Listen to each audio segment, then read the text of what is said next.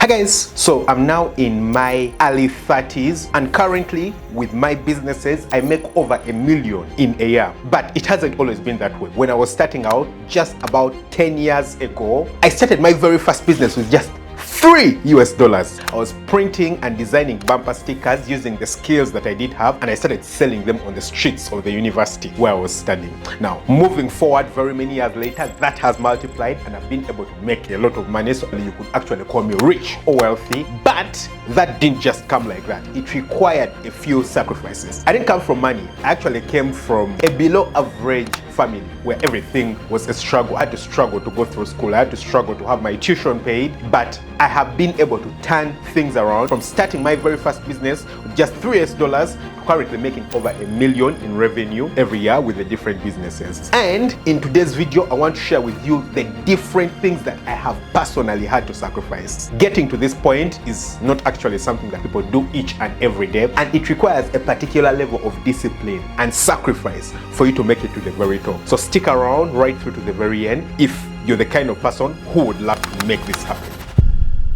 The first thing that I had to sacrifice was material possessions and instant gratification. For someone like me who came from a background that wasn't the very best, it is very easy to get carried away as soon as you start getting a little bit of money. You feel like you've suffered for long enough. You've probably suffered for what, 20, 25 years, and now it's your time to, first enjoy yourself, live the life, splash the money, get a few things that you love, get that instant gratification, feel like, you've worked hard enough and you've earned it. That is a very big trap if you're the kind of person who wants to make it to the very top. I personally, when I started out, I started, of course, with my very first business. That first business probably was making me about $400, $500 a year. That's almost nothing, of course, but for someone who came from a really terrible background where money was scarce, that was actually a lot. But moving forward, I reached a point where I had graduated as a doctor and I was probably earning, maybe just about $700 a month. Now, I started my very first business with about $9,000. Now, you need to understand that for someone who is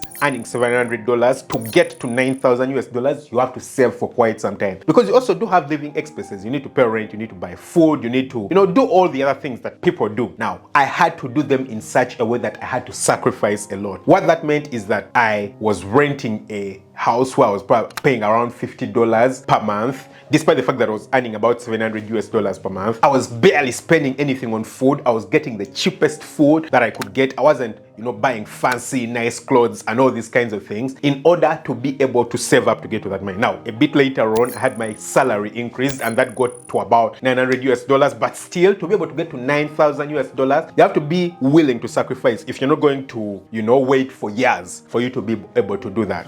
Personally, I have seen a lot of people who, the person starts making money and they go outside there, they're buying a shirt that costs $50, $100. Why are you spending $50, $100 on a shirt when you're literally still struggling financially? You have no financial security. You could be earning some money, but you don't have any form of financial security. I personally told myself that I'm going to have to sacrifice a lot of these things.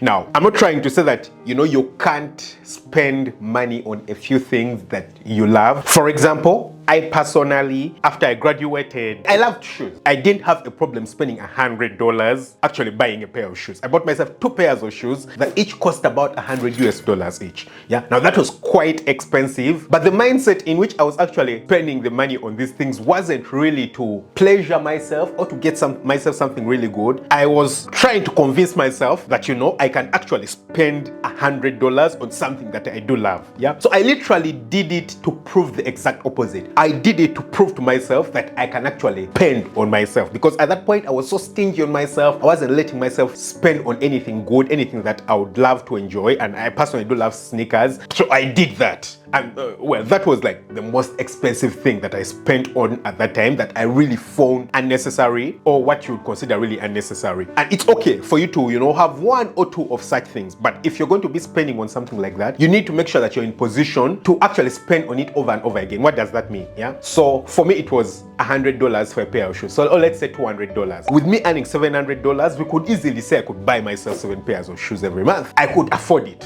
That's the honest truth. But you don't go outside there and you're probably earning like $1,000 and then you save up for 10 months, buy a car that costs $10,000. I mean, it's going to take you forever for you to be able to save up another $10,000. You understand the point that I'm coming from? So if you're going to be spending on something, even if it's, that guilty pleasure that you're going to spend on, you need to make sure that you can afford it. Yeah. Otherwise, wait and sacrifice so that much later on you can spend on very many of such things. Yeah. So I was spending almost nothing on food. I think the most amount of money I would spend on food would probably be like $5. Currently, I can spend $50 on a plate of food, and I don't have a problem with that. Then that didn't make sense. Yeah. So I had to sacrifice that personal possessions, instant gratification. I needed to make sure that I save money for investment. You're not going to be able to save money and invest in multiple things that are going to bring you money if you're consistently trying to feed your pleasures and fulfill all these physical things, because they keep changing. Yeah, you're going to spend on the most expensive phone. Next year you'll have a better one. The next year there'll be a better one. Are you going to keep buying each and every one of them? No. So you need to understand that you need to sacrifice the short-term pain so that in the long time you actually enjoy the pleasure of these things. Second thing I had to sacrifice was social acceptance. So it's quite easy to get entangled in something that's going to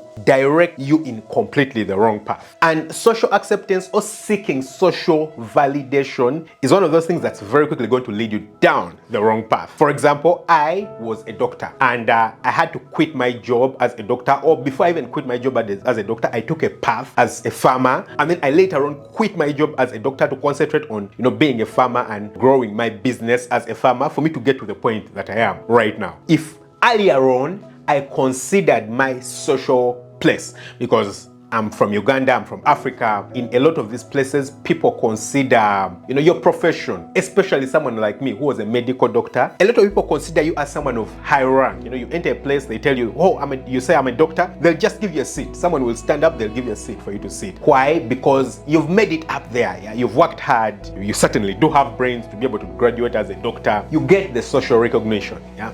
And if you're the kind of person who's going to drive a lot of pleasure from that, then it's going to be very difficult for you to make particular sacrifices. Yeah. So I had to leave that. I had to leave being a doctor for me to actually start a farming business and run as a farmer, for me to actually start making proper money. I can guarantee you that the amount of money I make right now, I would never have made if I was still practicing as a doctor. And it is the same exact thing for a lot of other people outside there. Yeah. You'll probably have a group of people or a group of friends, or some people in the public, maybe your parents, maybe your uncles, family, sometimes just friends that hold you in a particular regard, and you're thinking to yourself, okay, I need to maintain this status, because if I step away from it, I'll stop losing this recognition. And what that means is that maybe you're not able to do particular jobs. Yeah? Maybe a particular job would probably earn you more, but it doesn't hold as much social regard. Maybe it's a particular company that you've been working in, some bank or some very big company everyone holds in high regard, and then you get this opportunity in maybe a startup or a business that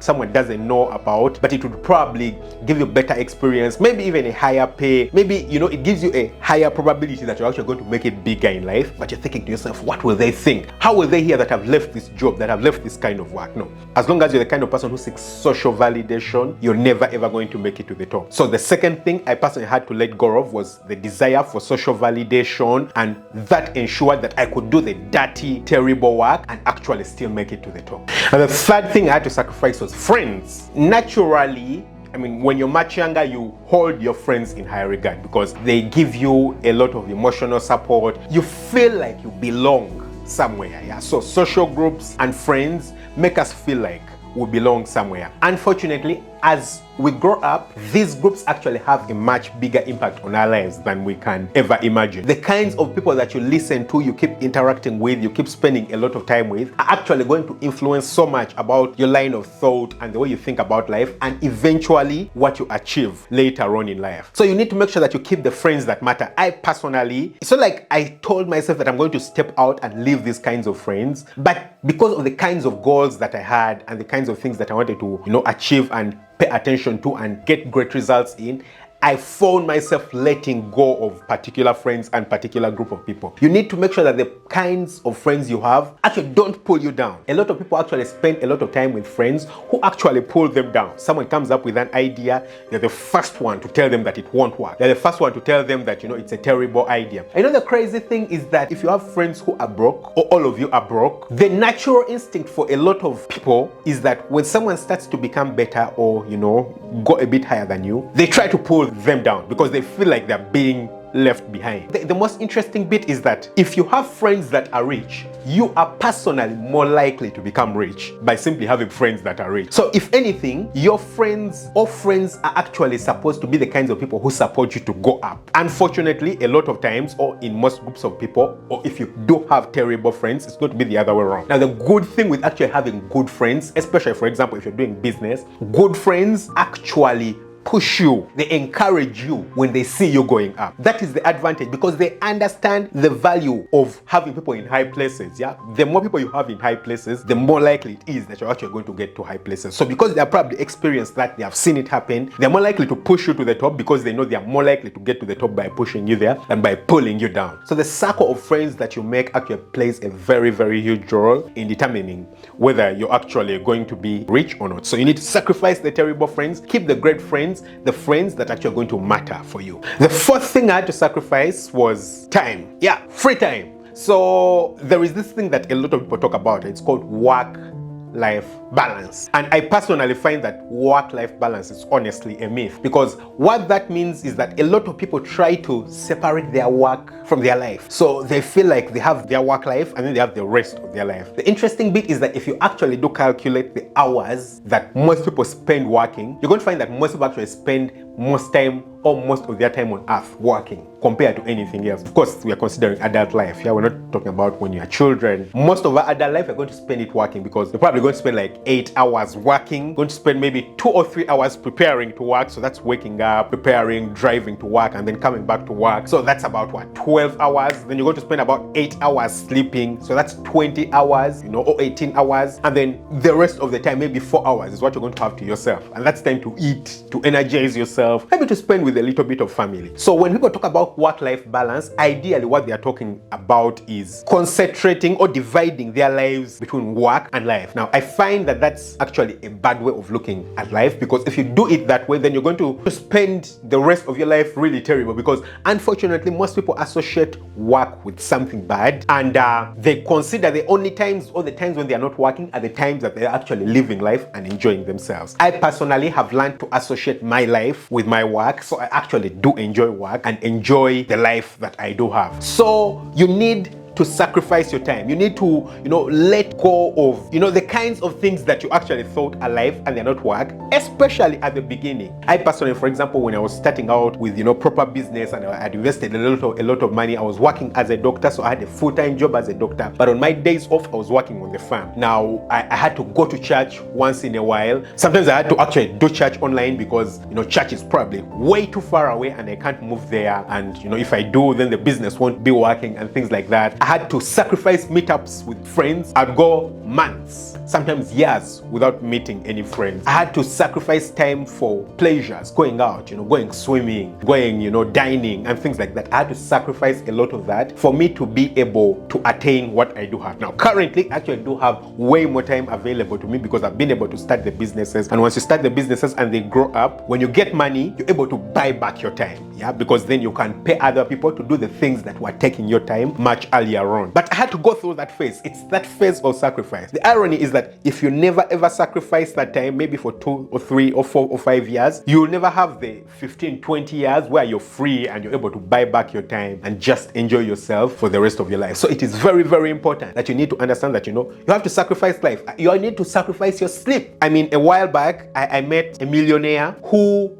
I kept talking to, and he told me that he barely had time to sleep. And I asked him, when do you get time to sleep? When will you sleep? He was like, we'll sleep when we die, which is actually very true. We'll sleep when we die. Now, you'll probably think to yourself, whoa, that's really a sad life, a really sad life. You need to sleep. But you find that as a sad life only if you divide your life into work life, work-life balance. But if for you, work is life and life is work and everything is intertwined and you enjoy your work, then for you, it's never going to be a problem. You're probably just waking up to live your life and enjoy your life and move on with your life. You're not waking up stressed that you're going to be working. Yeah. So sacrifice time to focus on the things that matter. 5, ignorance. So I had to sacrifice ignorance. It was after I graduated as a doctor and I started thinking in the business kind of line that I personally invested my very first personal money in education. Now, of course, I had gone through school and I had graduated as a doctor, but that was money that either had been, paid by my parents earlier on, or, well-wishers because people paid my tuition all throughout school, or maybe the government because the government paid my tuition for the university. So it was other people that were paying. But personally, for the first time after graduating as a doctor, I actually invested money into buying a book to learn about business. And later on, I decided to start and keep buying books. So personally, I currently do read a lot of books. I read books every month about, personal growth, running businesses, managing people, and all these kinds of things. And it's because, I need to let go of the ignorance. As long as you're still ignorant, you're going to remain behind. You're not going to, have the great results in your life that you do desire or that you do require. So you need to make sure that you sacrifice your ignorance. Go outside there, spend time on YouTube. You don't actually need to pay money to learn. There's a lot of YouTube videos. For example, this YouTube video, it's about making money, learning how to make money, the things you need to sacrifice. Watch such kinds of videos. Watch other people's testimonies, people who have made money, people who have built money. Watch the kind of people that you desire to be like. There's a lot of podcasts on YouTube, free podcasts, business people talking and interacting and sharing all these tips. I've watched so many of them. You just need to keep watching them. You're going to get a lot of knowledge and you're going to let your ignorance go. The only problem is that a lot of people don't want to focus on this because they feel like it's taking time. They would rather spend their time doing a lot of other things besides the things that are going to make them money. So you need to be willing to sacrifice ignorance, get knowledge as much as possible, and that's going to propel you to the very top. And finally, you need to be able to sacrifice television and social media. That's something that I personally sacrificed for a very long time. Television, almost everything that happens on television is bad, especially news. There are some people who are like, I can't miss news. You'll find them at the top of every hour or particular hours, every morning, every evening, they're actually listening to the news. And that's not only time wasting, but it's a lot of negativity. Because I'll tell you, as soon as this video gets done, just go switch over to any media channel, whether it's CNN or BBC or whatsoever, and watch the news for just 5 minutes. I'll guarantee you at least 85% of it is going to be bad stuff. So an earthquake that has happened somewhere, a bomb that is falling on some people, some theft that's happening somewhere, some money laundering, something bad. So everything is about bad stuff, and it creates bad vibes in you. It creates bad energy in you. It gets you to get a negative mindset of the world and people outside there and work. But in reality, there's actually a lot of good things outside there. So the news will give you this picture that the world is some terrible thing, you can't make it, and it creates in you this terrible mindset that everyone is terrible and everyone is bad. There's a lot of beautiful people outside there. It's true there's a lot of bad people, but there's a lot of good people. Actually, the good people actually overweigh or outweigh the bad people. But that's not what television is going to point out for you, right? So it's very important that just stop watching the news. I stopped and I haven't died. I haven't died. You can stop and you actually live a very beautiful life. Another thing that I personally stopped was social media, because it also paints a very different picture of the world. Now this one is actually in the opposite direction. So most people go on social media and they'll probably post pictures or post statements that make them want to validate themselves. So every time you go on Instagram, for example, you're only seeing these nice pictures of people traveling and things like that. People certainly won't travel in a year, but at the time that they do travel, they'll post that on their Instagram, and that's the only post that you see. And that skews your thought of life, because you're thinking to yourself that, whoa, these guys are never working, they're never doing anything, and they're enjoying money, they're taking nice pictures and these things, but you never see the rest of their life. And so that creates this mentality in you that you're probably working too hard and never getting any results, or other people are much better off than you. So in the end, it all just creates a skewed thing, something that's different from the reality of life. That's why I find that social media is actually terrible. Television is terrible. Netflix, all those things, a lot of them are terrible. And the most beautiful thing you can actually expose yourself to is just get outside there and live in the real world. Interact with people, work with people. You're going to discover the reality of people. People actually struggling, people actually working hard, people actually, spending time with family, people are actually making losses, and people are actually making profits in business. And the world is not as terrible as you think. People are kind, people are nice, people can greet you. So you need to make sure that you just get yourself off of social media. I personally still do use social media for mainly running my businesses. So I post on, Instagram, you'll find me posting on TikTok, on X, formerly Twitter. But the goal is that, I can probably grow an audience that I can utilize to make money or inspire other people, not seeking gratification and social validation. So I hope you guys have actually enjoyed this video. Don't forget to hit the subscribe button, smash the notification bell. Catch you very soon with another video. Lots of love. Bye-bye.